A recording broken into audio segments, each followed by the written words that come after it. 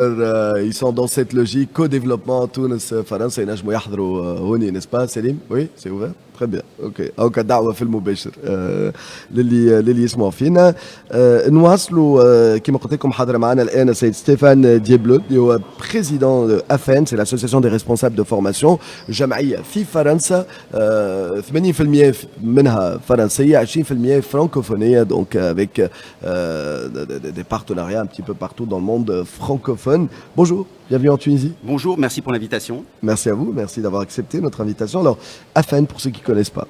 Eh bien, l'AFEN, c'est tous les responsables de formation en entreprise qui veulent réfléchir sur l'avenir de leur métier. En se disant, aujourd'hui, la grosse interrogation, c'est le numérique, en se disant qu'est-ce que ça change et concrètement dans les pratiques, qu'est-ce qu'il faut faire aujourd'hui pour être encore là demain. Bah, tout simplement, alors, ça, c'est bien cette émission. Vos activités ne se concentrent pas que sur la France? Non, on essaie de jouer notre rôle francophone en se disant il y a une vraie opportunité pour sortir du binôme chinois-américain. Il y a une troisième voie et la francophonie peut être une très belle solution. Et donc on essaye d'aider les associations partenaires en allant chez eux, en les mettant en lumière en France, puisque la France est un gros marché. Dans ces cas-là, on essaye de s'entraider pour faire vivre la francophonie au quotidien, dans les entreprises. Très bien, alors. En Tunisie, quels sont vos liens, vos relations avec la Tunisie? Alors avec la Tunisie, on a plusieurs projets. On travaille avec l'Arforg depuis longtemps. On est venu ici puisqu'on a fait partie des partenaires de cet événement il y a de ça 2 ans, lors de la création. Donc on est fidèle dans ce qu'on fait. On essaie de voir comment est-ce qu'on pourrait travailler sur des territoires apprenants, voir comment est-ce que la Tunisie pourrait travailler davantage avec la France. Parce que la France, c'est un gros marché. Elle représente en formation professionnelle 30 milliards donc, par an. Quand on rajoute l'éducation, l'enseignement supérieur plus l'éducation nationale, ça fait près de 100 milliards qui sont dépensés par an.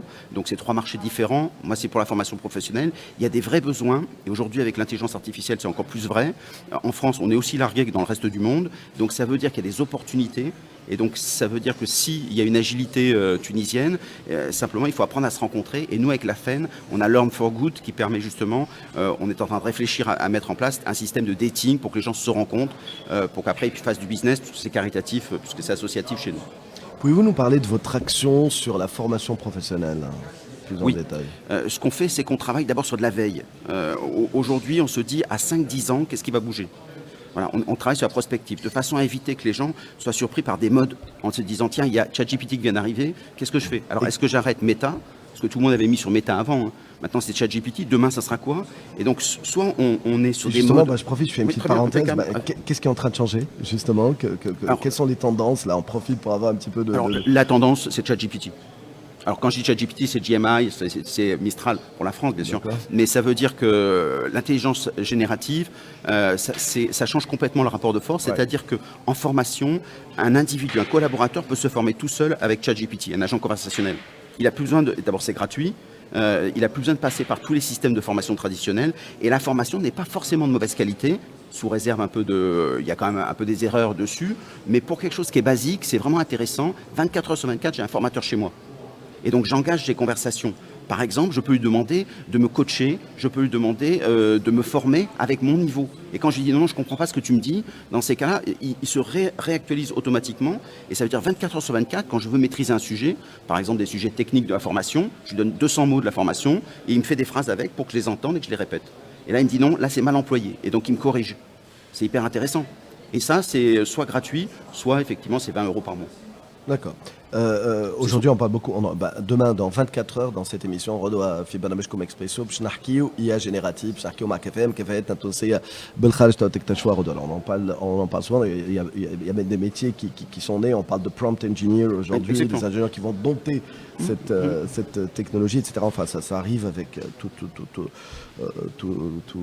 un univers de possibilités et de potentiel. Voilà. Pour vous, donc, pour revenir donc à l'action de formation professionnelle, donc vous essayez de faire de la prospective, d'informer votre réseau de ce qui est en train de changer, de où va le monde, et après vous essayez de... On fait des cartographies. Voilà. Voilà. Donc ça veut dire qu'effectivement, on est sûr que la carte n'est pas le territoire, mais ça veut dire qu'effectivement, on dit voilà ce qui bouge. Et l'élément qu'on leur donne, c'est de dire ne vous laissez pas prendre par le vertige technologique, tester des choses. De toute façon, l'apprenant va de plus en plus avoir du poids. Ça veut dire qu'il va de plus en plus être autonome. Il y a une horizontalisation de la formation. Le 21e siècle, c'est le siècle des apprenants, alors que le 20e siècle, c'est celui des experts. Donc il y a un glissement qui se fait. En 10 ans, il va y avoir une bascule. Donc ne vous laissez pas prendre par la technologie, mais deux choses. D'abord, c'est sociologique plus que technologique. Et deuxième élément, allez-y. Même si c'est nul et que ça va changer, qu'il y aura autre chose derrière, il y a une courbe d'apprentissage. Quand vous le faites, dans ces cas-là, vous avez l'intelligence des doigts.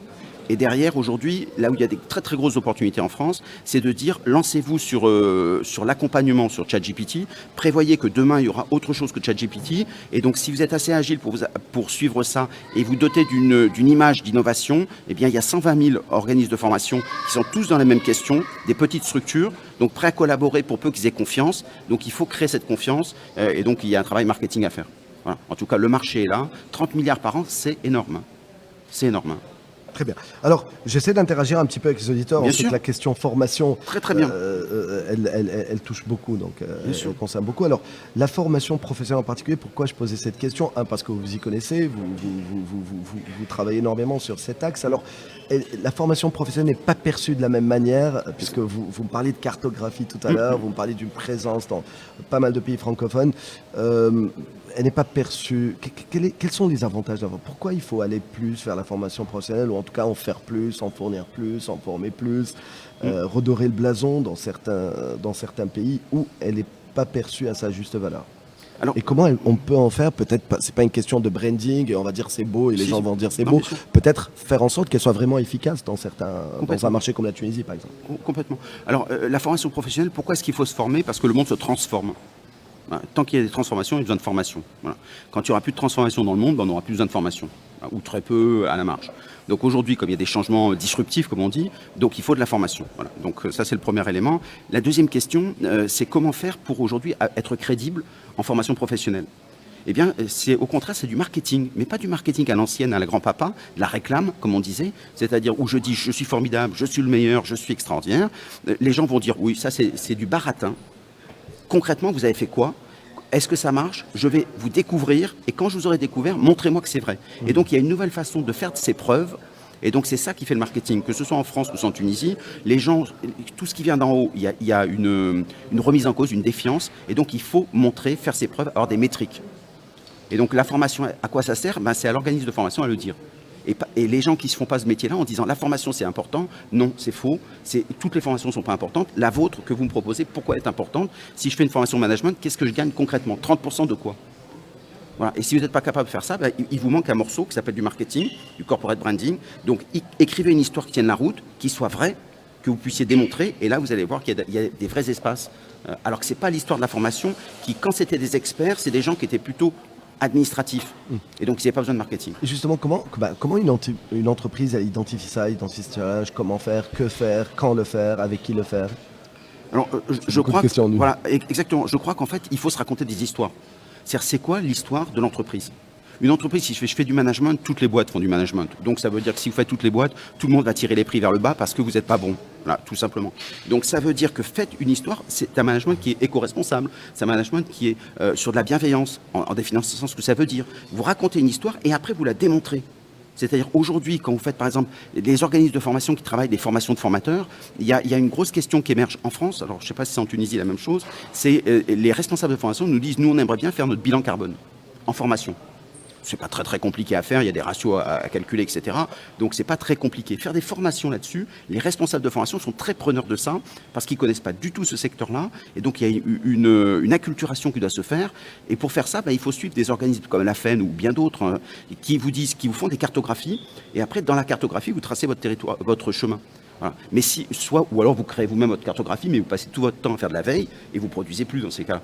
Et donc, il vaut mieux voir des professionnels qui bossent avec de la prospective. Mais une fois que vous avez ça, vous avez la moitié du chemin, c'est-à-dire que vous savez que c'est plein de chemins, c'est quoi le vôtre? Et donc, après, vous tracez votre chemin. Et donc, ça, c'est du business. Voilà. Moi, j'étais patron d'incubateur, donc ça veut dire que je suis à l'aise avec le business. Simplement, quand vous n'avez rien à dire, c'est étrange, mais les gens ne vous entendent pas. Voilà. Alors, très rapidement, pour terminer, vraiment 30 secondes, parce que c'est une question que j'ai un petit peu abordée d'une autre manière. Alors, comment vous voyez l'avenir à FEN Tunisie, sous co-développement? Alors, comme je suis quelqu'un de très positif, je crois qu'il y aura de belles collaborations parce que et la France en a besoin et la Tunisie aussi. Et quand c'est win-win, les deux ont des chances de se rencontrer, mais il faut des marieurs. Et donc, c'est ce que la FEN essaye de faire avec d'autres associations sur place. Je pense à l'Arforg ou des structures comme ça, en disant la formation sont des gens qui fonctionnent par cooptation. C'est-à-dire, il faut qu'on leur dise qu'ils sont bien, mais une fois qu'ils sont rencontrés pour de vrai, dans ces cas-là, il y a du business à se faire pour les deux. C'est ça qui est intéressant. Merci beaucoup Stéphane Dieblo, je rappelle président AFEN, l'association des responsables de formation. Merci d'avoir